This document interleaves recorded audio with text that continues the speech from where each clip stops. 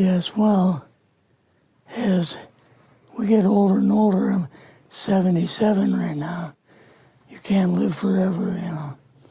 So if this procedure I'm going to have to clean the blood doesn't work, then I've got probably a few more months to make it before my kidneys shut down, you know. So that's kind of why I'm kind of going along with the interview at this time. You're seeing that what you went through is just too important for people not to know about. Yeah. Yeah.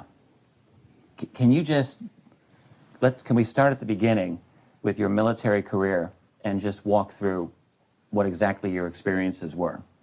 Was drafted into the military and got into the U.S. Army.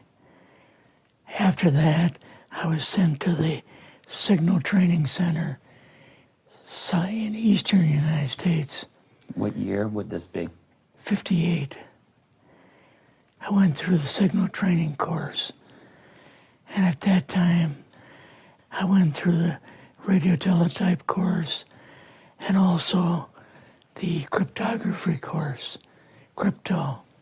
They had 5 instructors that were getting out of military service. So they pulled the top 5 students, and I was 3rd in the class. So I got pulled as an instructor. Now, were you at this time also working yet for CIA? No. Not yet? No. After one day, my boss came to me, and he said, how would you like to, make some extra money? And I said, oh, money is good. So he's explained to me that he could put it through, would have to get a top secret White House Q clearance for the job, And I thought, boy, must be a pretty exclusive thing, And I said, well, what is this? And he said that I'm director for the CIA for Eastern United States, And I said, oh, I didn't know that. And he said, you weren't supposed to. After about 6 weeks, my security clearance came through, and I got my CIA card. It was an ID card, like a credit card, where I could just go up to the door and slice it, walk right in. And my name at that time, I used an artificial name too. Never used my real name. I started working with him on the project he was on, and that was Project Blue Book, which was kind of partially a fraud. You're saying some of the Blue Book cases were completely fictitious? Yes. But the cases that we got came from, I think it was Fort Belvoir, Maryland. Mm-hmm. Fort Belvoir? Yeah. And it didn't come from the Pentagon, or it didn't come from CIA headquarters. But we would get reports about a certain sighting that they had in Mexico or Italy or something like that. And then we had people that would follow through on it, that would go out and interview the people to see if they were nutcases or if it was real, So they'd be going overseas frequently? Yeah, I wasn't, but I always stayed statewide. But the people we had working with us from the CIA would do that. We would get like a new report probably a couple times a week.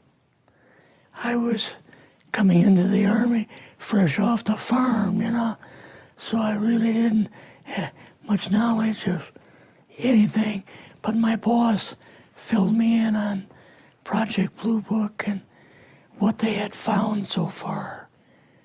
as far as Greys and aliens and the Roswell incident. How did you feel when this first got dumped on you?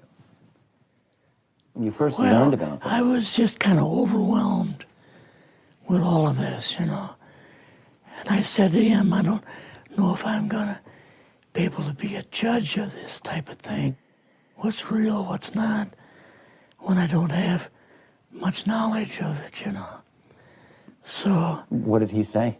He said, well, we have to build the information as we go, and you'll see how this thing is working out. And then the other thing is, of course, you really weren't able to tell family or close friends, obviously. No, I couldn't tell anybody. In fact, I had to take a vow that I wouldn't tell anybody.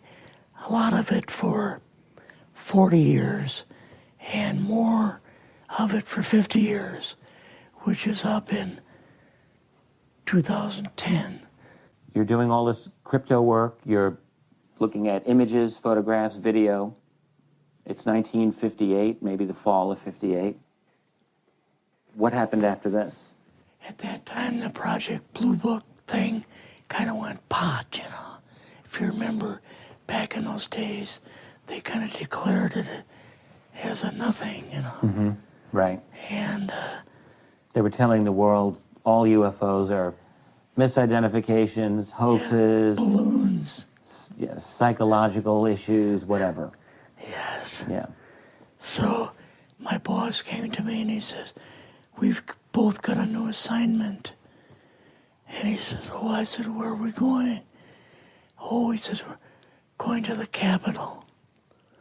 We're going to be part of the Eisenhower push. He's trying to find out something about, all about these aliens that MJ-12 was supposed to find out, but never sent back reports to him. The MJ-12, the UFO control group, were they calling it MJ-12 at that time? Yes. They called us in, went into the Oval Office, and President Eisenhower was there and Nixon, and they said, we called the people in from MJ-12 from Area 51 and S4, but they told us that the government had no jurisdiction over what they were doing. So being a general, past general, you didn't tell them to go to hell without any real good reason, you know. Mm-hmm. So he said, I want you and your boss to fly out there. I want you to give them a personal message. He says, I want you to tell them, whoever is in charge, tell them that to get in, they have this week, coming week, to get into Washington and to report to me.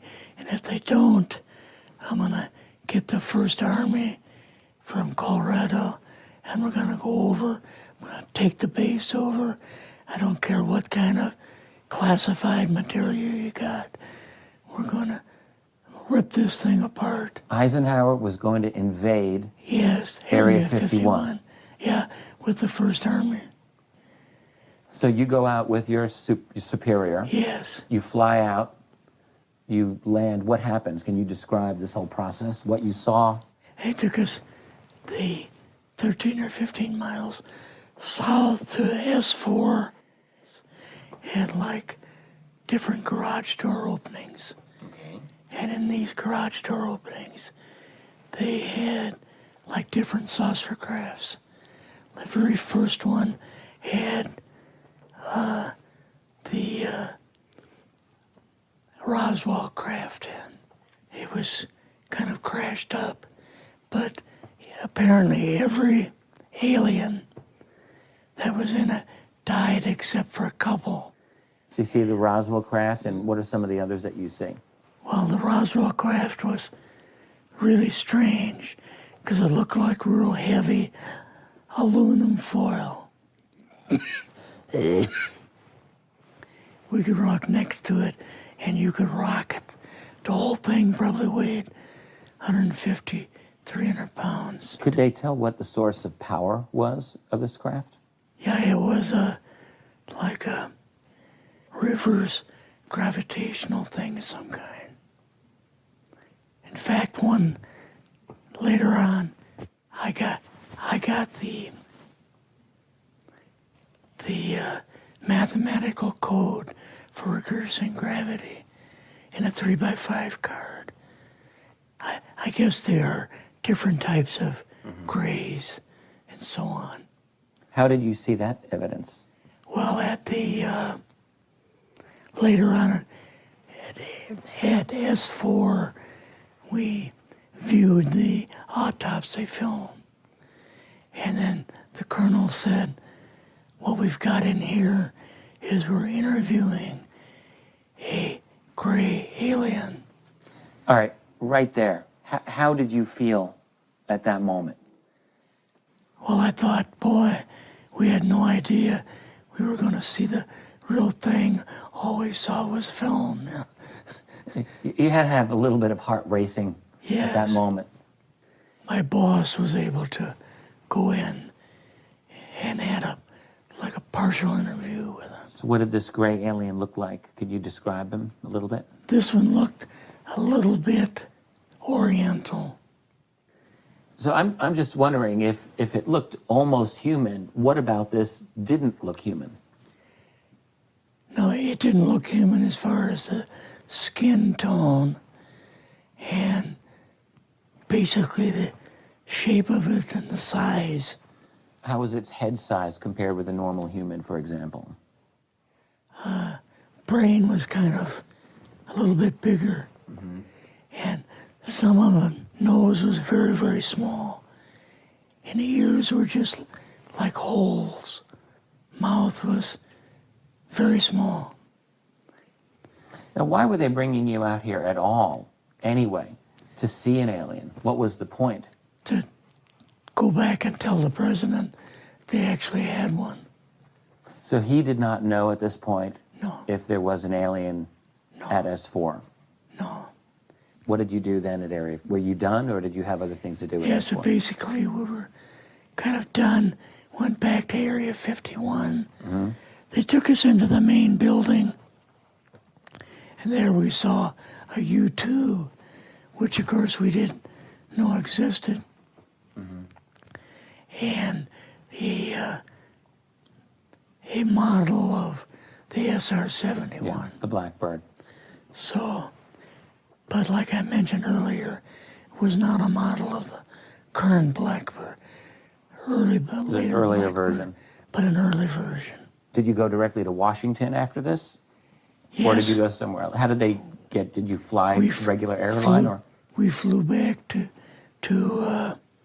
the commuter plane back to the air base, and then took President Eisenhower's Lockheed Electra back to Washington.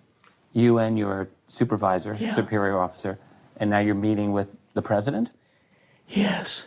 Can you describe this? Well, we met with him in, the second story of the old OSS warehouse building. And Eisenhower and Nixon were there, and also Hoover was there. So he asked us what was going on, and we told him about the alien, the whole situation, and the black projects and so on. And he was just totally shocked. He appeared for the first time to be worried. You know, like he was worried. I would think that Eisenhower would, I mean, he certainly knew that flying saucers were real. Yes. He knew that there were aliens. So I guess I'm just wondering, what would he have been, really surprised about? Surprised about the black programs. Eisenhower said, got to keep this thing completely secret. You know, can't talk about this. Your actual name is, I mean, the name you grew up with, that was a different name than what you Yes, had in the... I never used it in the CIA at all. Now, what about today? You're going on the public record, and this is still sensitive information, even though earlier you talked about, you know, security oaths that maybe expire after a certain period of 50 time, years. but you're still concerned. Linda Motenau's phone call, her phone was tapped, and they got my phone number, and through the telephone company, they were able to find me, and so on. When they found you, what happened? I was going to a grocery store. Two guys in a black suits come out of a black Lincoln town car and came over to see me. And they told me that I better not publish anything or talk to Linda about any more things. So at that time, I did, you know, I stopped. That was enough to intimidate you. Yes. Rather remain anonymous. Never show my face on anything. Really, thank you for doing this. Yes. This was, I guess, kind of a good idea because I feel much better having talked about it. I kind of feel like there's a load off my shoulders. Really? Because I had an awful lot of secrets that I had kept over the years.